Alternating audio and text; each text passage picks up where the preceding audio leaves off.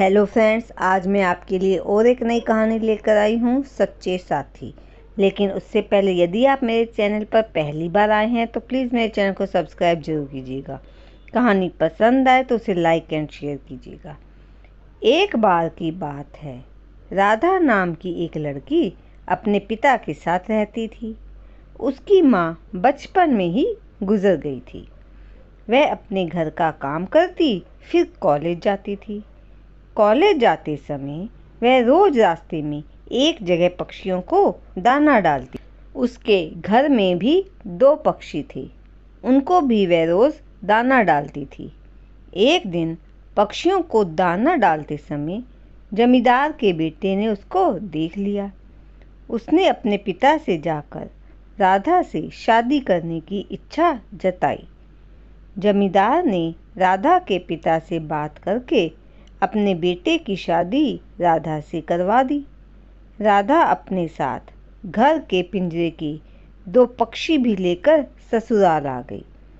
वह उन पक्षियों को रोज दाना डालती थी। राधा की सास को यह बिल्कुल भी पसंद नहीं था। वह उन पक्षियों को परेशान करती थी। वह उनका दाना पानी जमीन में फेंक देती थी।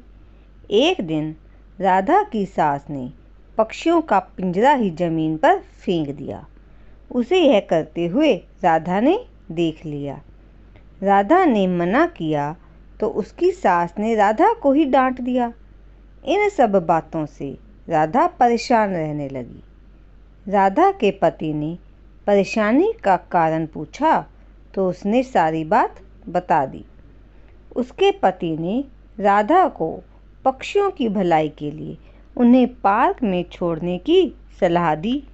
अपने पति के कहने पर राधा ने उन दोनों पक्षियों को बाकी पक्षियों के साथ पार्क में ही छोड़ दिया।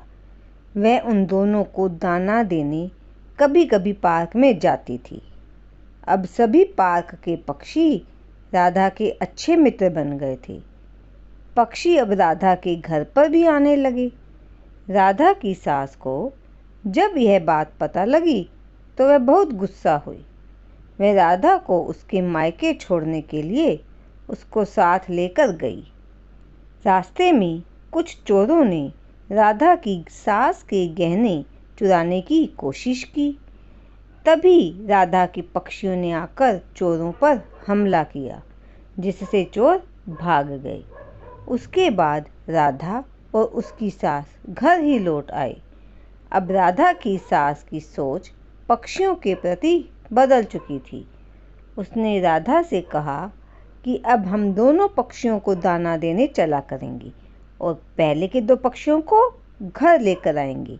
यह सुनकर राधा बहुत खुश हुई। तो दोस्तों, इस कहानी से हमें यह सीख मिलती है कि हमें जानवरों से अच्छा व्यवहार करना चाहिए।